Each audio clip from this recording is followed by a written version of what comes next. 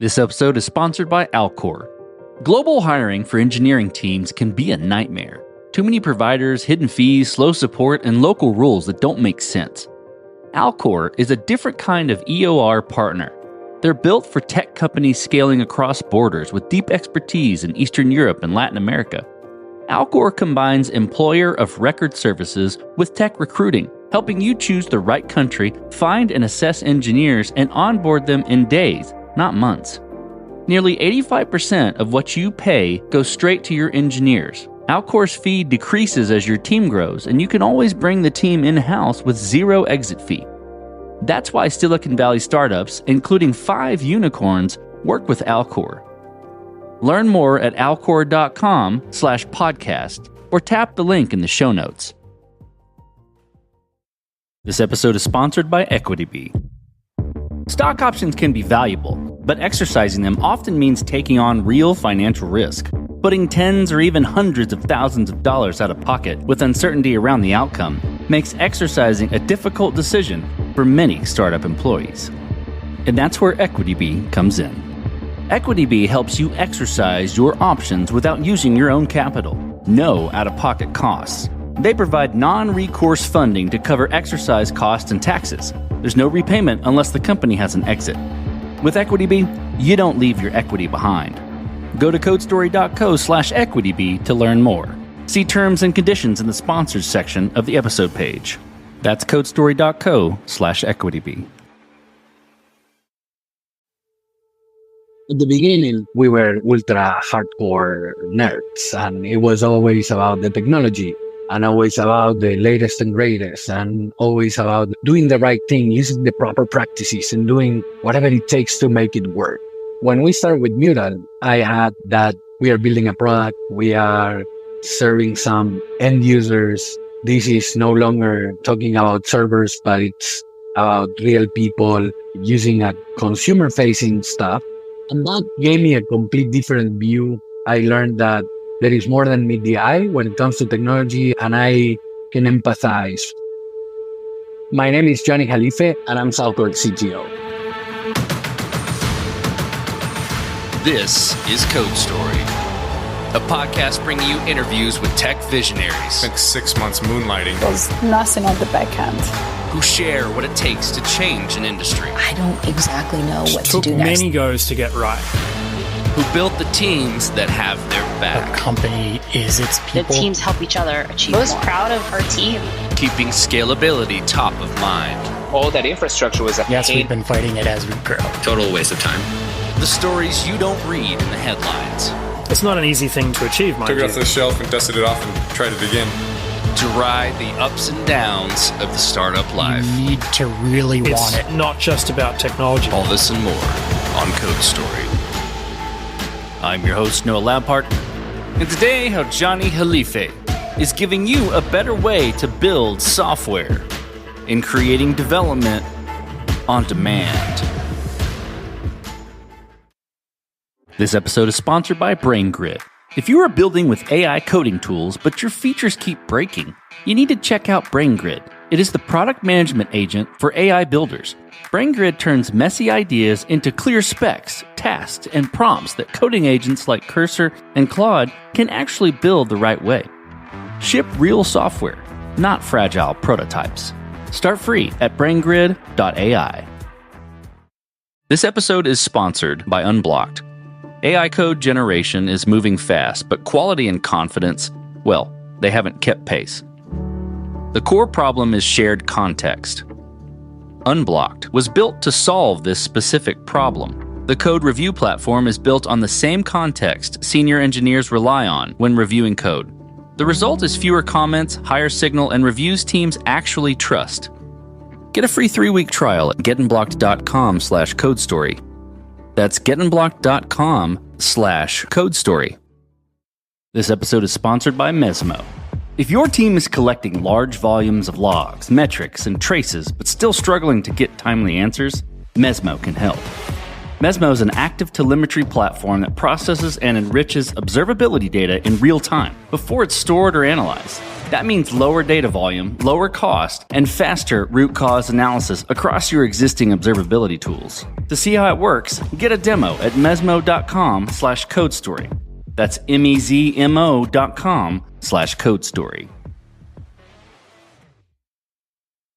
Today's episode is brought to you by .tech Domains, and this one hits close to home. Back in 2016, I was building my startup and went hunting for that perfect .com and found next to nothing. So I did what every founder does, settled. Here's what I wish someone had told me. You're building a tech startup, just get a .tech domain. It instantly tells investors and customers what you're about. Don't overthink it. Get a .tech domain for your startup today.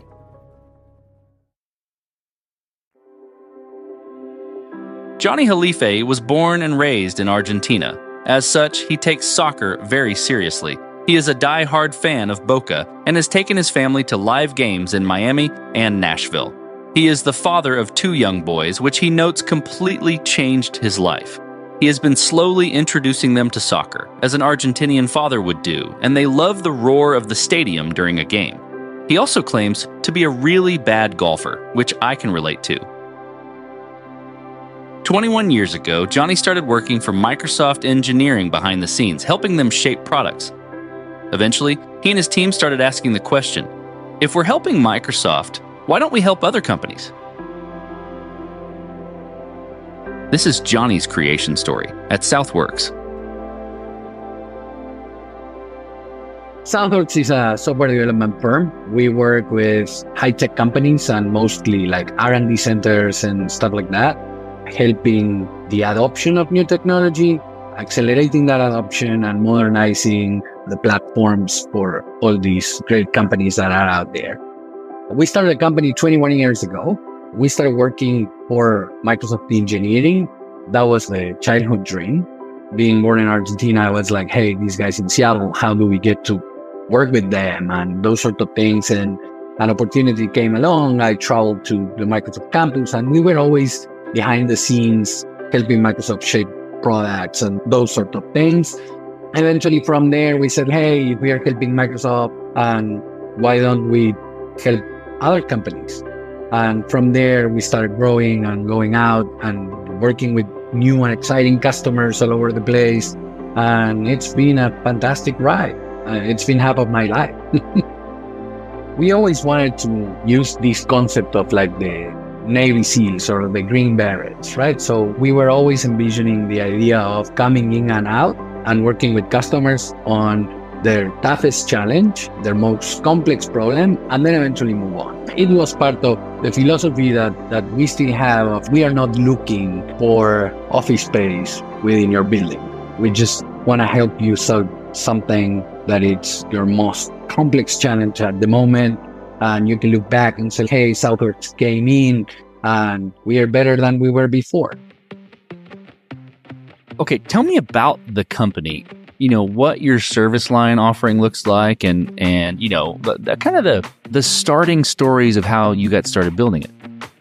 After that first couple of iterations during the beginning of our journey, we crafted different models. One, and our flagship offering that it's called the Fire Team, that it's a team of 3 senior engineers overseen by an architect that goes in and out. We measure everything in weeks. We are like on that agile side of the spectrum saying, hey, this project is 13 weeks. It's a quarter. But we treat that with that mindset of we come in and out and we help you be better at something compared to where you were before. Later on, we said, hey, we have really smart people. So we brought this concept of specialists that it's, hey, given that we work behind the scenes with all these big tech companies and we know their technologies from the inside out, if you happen to need an expert, I can give you one. And that would follow the same philosophy in terms of we go in, we fix something, we show you the before and after, and then we move on. And that creates a flywheel of solving complex challenges, learning, and having fun, because at the end of the day, it's what it's all about, that it's having those moments working on something that everybody thought impossible. We also have an offering that we call the DevSquads. that are based on our understanding that the current pace with the technology, modernization is not a milestone, right? There are moments mostly when you talk about AI and models, that technology changes, really fast. So having a pair of developers that we call this a dev squad, looking at your problem and trying to enhance and improve as you go, and don't think, hey, we are going to move from model A to model B or from hyperscaler A to hyperscaler B. It's more being embedded, understanding the business context, the technology landscape, and from there, building something that it's really cool and can give you more runway, and it doesn't feel forced, that it's okay. Now there is a new GPT model out, so we need to do the whole thing over. We want that idea of familiarity and being involved. Customers, we want you guys to stick around a little bit longer, so we created that model of the squads. So I typically ask around decisions and trade-offs around an MVP, but I want to frame this a little bit differently. What did you learn from building a company in your 20s and also your time at Mural that you founded in 2012?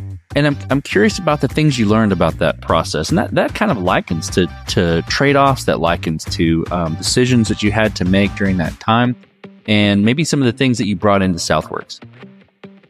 For me, it was life-changing, and for the company too, in the sense that at the beginning, we were ultra hardcore nerds, and it was always about the technology and always about the latest and greatest and always about doing the right thing, using the proper practices and doing whatever it takes to make it work. When we started with Mural, I had that we are building a product, we are serving some end users. This is no longer talking about servers, but it's about real people using a consumer-facing stuff that have a different set of requirements. So it's no longer just about the technology. And that gave me a complete different view, understanding our customers. Initially, we look at it from the technology standpoint alone. You are running an older stack, or you are not already in the cloud, or you are not containerized, or you are not doing this or that. After that stint at Mural, I learned that there is more than meet the eye when it comes to technology, and I can empathize with the actual problems that these founders and these CTOs working for a high growth startup, my experience, and it helped me shape the conversation with them completely different. And from there, I think that we open up as a new part of the business an ability to interact with startups. So we have helped a lot of startups migrate from one cloud to the other, or containerize their workloads and do those sorts of things. And I think that's because we now have that edge. I can empathize and tell to my team, I understand what you're saying, but there is more there. It was great. I always wanted to be on the other side of the counter. I always was the service provider. So when I had that experience, it changed how I think about building software products, how I think about the SaaS industry. I learned a new playbook. I understand new things. I got to meet a lot of really smart people outside of the technical people that are fantastic. And it gave me a completely different viewpoint. This episode is sponsored by Alcor. Global hiring for engineering teams can be a nightmare. Too many providers, hidden fees, slow support, and local rules that don't make sense. Alcor is a different kind of EOR partner. They're built for tech companies scaling across borders with deep expertise in Eastern Europe and Latin America.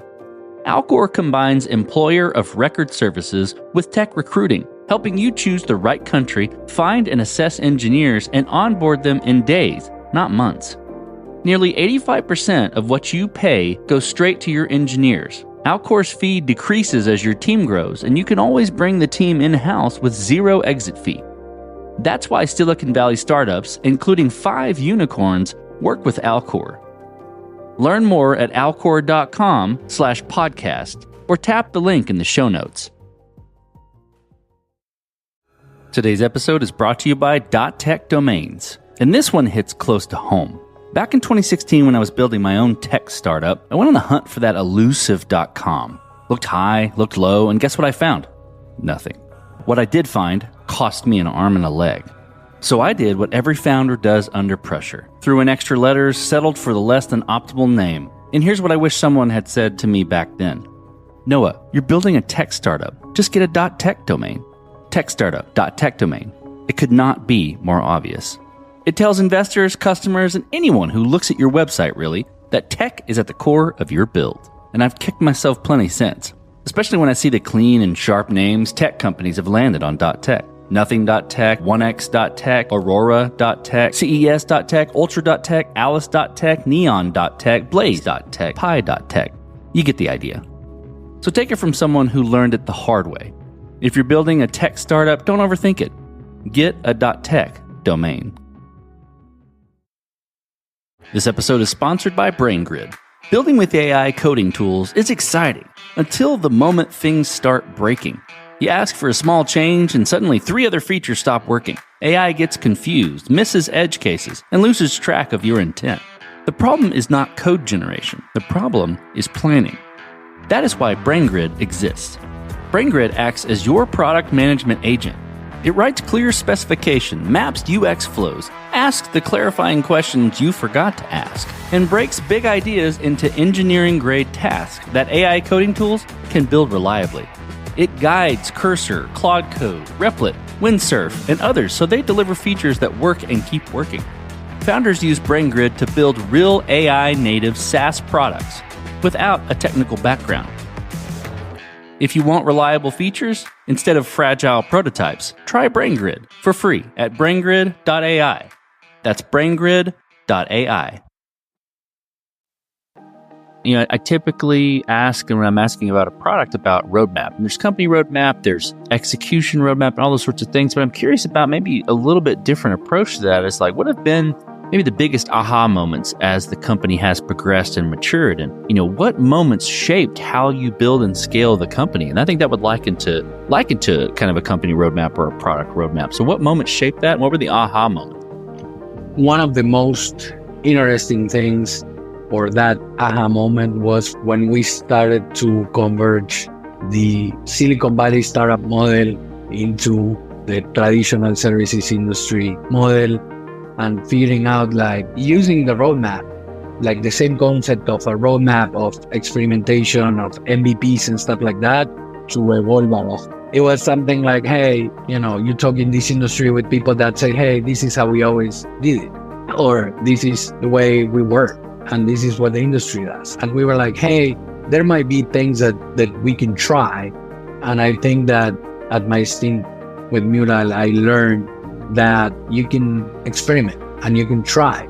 And when you start seeing those results, you can scale. So everybody thinks like this. It's about hours and people and statements of works and retainers.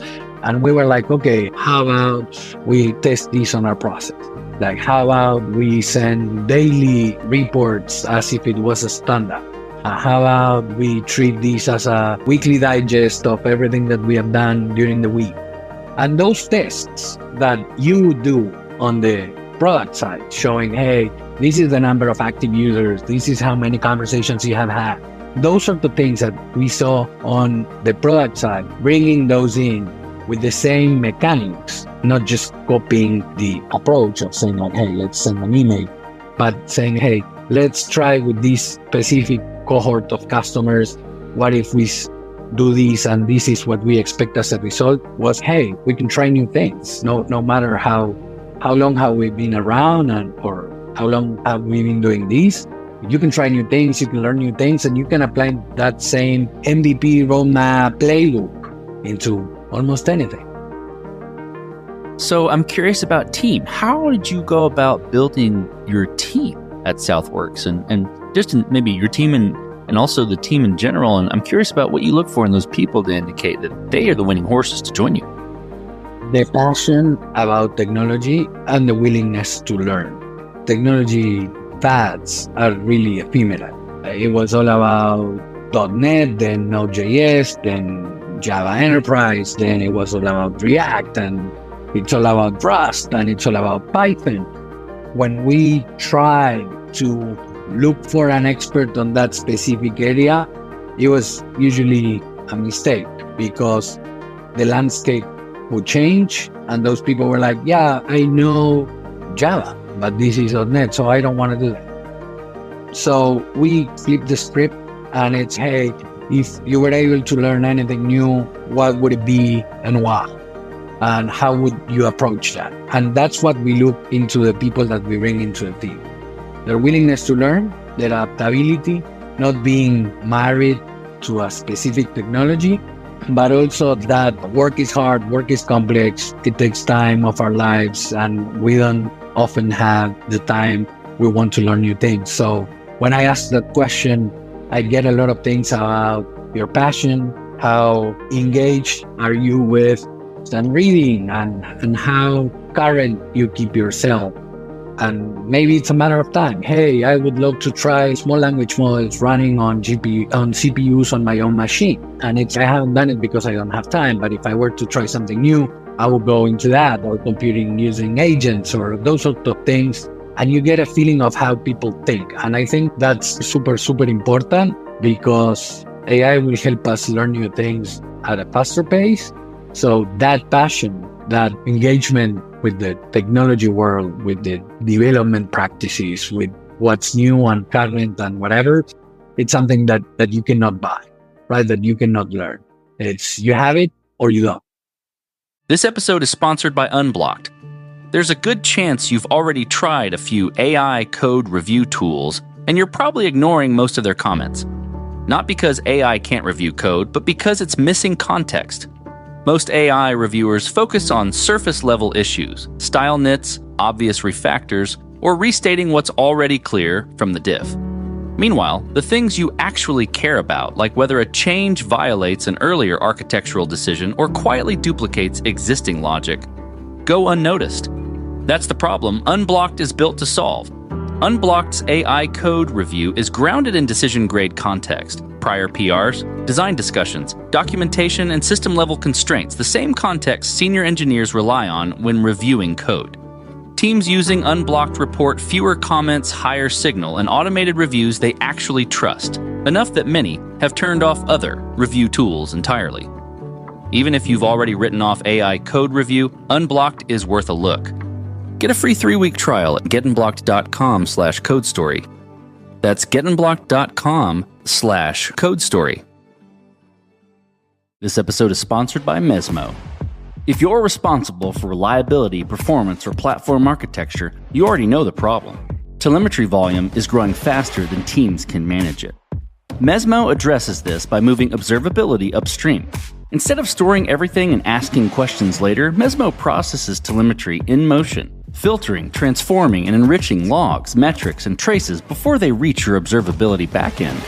The result is cleaner data, reduced ingestion costs, and faster root cause analysis using the tools you already rely on. Mesmo integrates with platforms like Datadog, Dynatrace, and open source stacks, giving teams more control without adding operational overhead. This is especially useful for platform engineers and SREs supporting complex distributed systems where context and speed matter. To see how active telemetry works in practice, get a demo at mesmo.com/codestory. That's MEZMO.com/codestory.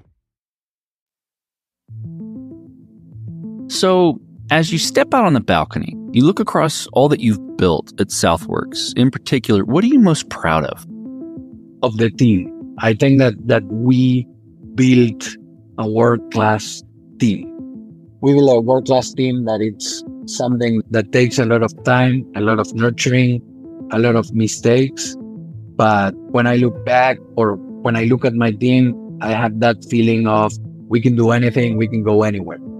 And that's something that doesn't change with the state of technology, the current cloud, the coolest or newest fad or anything. It's that feeling of, hey, we have a group of people that can go out there and lead the world. And that's something that it's what makes me proud every single day. Let's flip the script a little bit. Tell me about a mistake you made and how you and your team responded to it. It goes against to what I just said, in the sense of like when we tried to rush building the team, when we said, hey, we are getting a lot of projects on this or that, or we would need more experts on that arena, and we didn't nurture the team. At Southworks, we spend a lot of time nurturing talent, like building the talent from the ground up, because we can foresee the potential in a way, because you have that passion. So at some point in time, as with everything in business, we had the need for speed when it comes to growth. And we said, hey, how about we bend some rules? And that was a mistake. As a team, we sat down and said, okay, we just screw up. Let's take it from the top and start again. It's something that I have as a mantra right now, that it's like, you never cut corner. And those things that you believe that make you proud and all those things, when you go against them and say, hey, sure, business is great, we need to move faster, let's bend the rules, that was a terrible mistake. And it's part of our philosophy. We talk about this rally cry of make everything right. And at the end of the day, that's exactly what it means. That it's do the right thing, do the boring stuff, but don't cut corners. Because when you do, it will come and bite you later. So I've learned that the hard way. And I think staying true to your principle, it's the one avoidable mistakes. But oftentimes the speed of business, the growth, the market, whatever, or makes you wonder, what if we just this time, and that always, it's a mistake. Okay, let's move forward then. What does the future look like for Southworks, for the services you offer, for how you're going about it, for the team, all the things? What does the future look like? I think that the future is human and AI. It's figuring out, and we are already testing how we blend agents into our teams as another team member. And I think that has a lot of potential and has a lot of opportunities for improvement as of now. But I think the state at which we are at and how the AI is progressing and figuring out how to properly integrate that into our workflow and put it on a people wonder about our industry, whether it's abstract, where it will kill us, where there will be no more software developers ever again. And some people go to that stream, some others said, no, all this AI thing, it's a fad, it will pass. I don't think so. I think that as with everything, we are constantly thinking, how are we going to blend the best of both worlds, the speed and the unlimited capabilities that AI might bring with it, and the human ingenuity that comes with it, the ability to think, the emotions you feel, and that last push that AI won't do. But it's all about figuring out how we as humans will interact and integrate AI into our workflow, and what that new service offering would look like. It's a fire team of 3 people, 2 really senior engineers, and an agent. That's something that we're testing.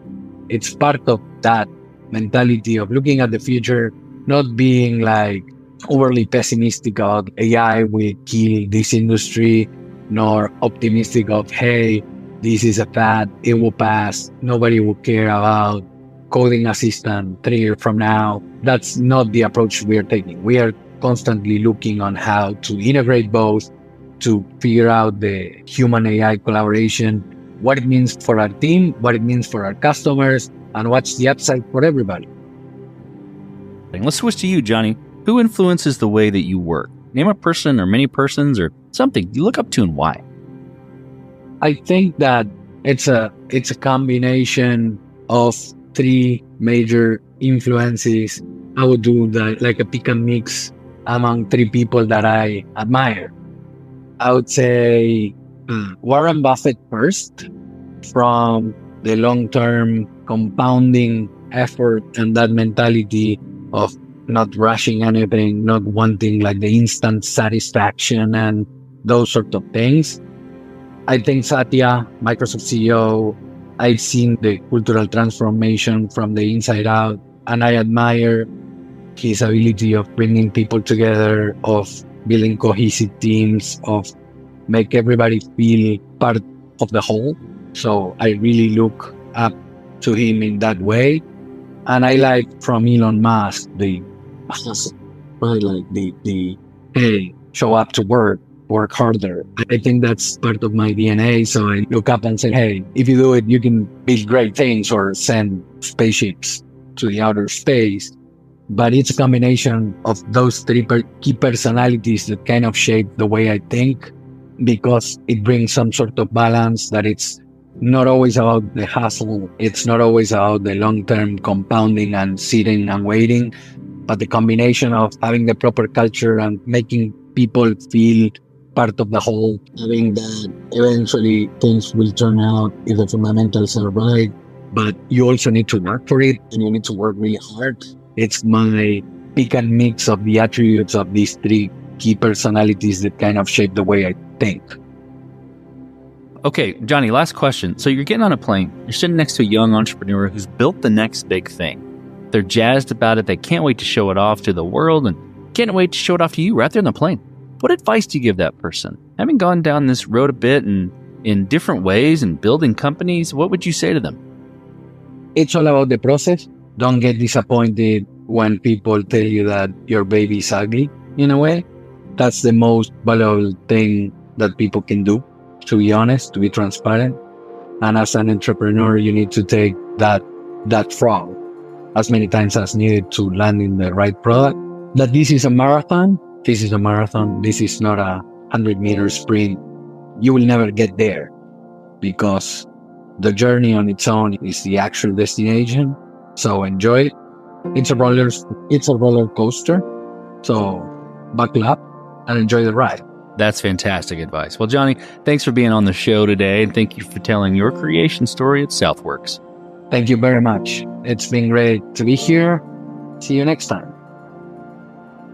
And this concludes another chapter of Code Story.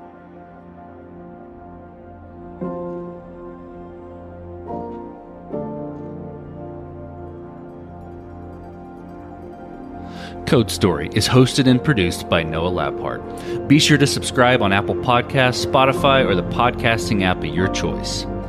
And when you get a chance, leave us a review. Both things help us out tremendously.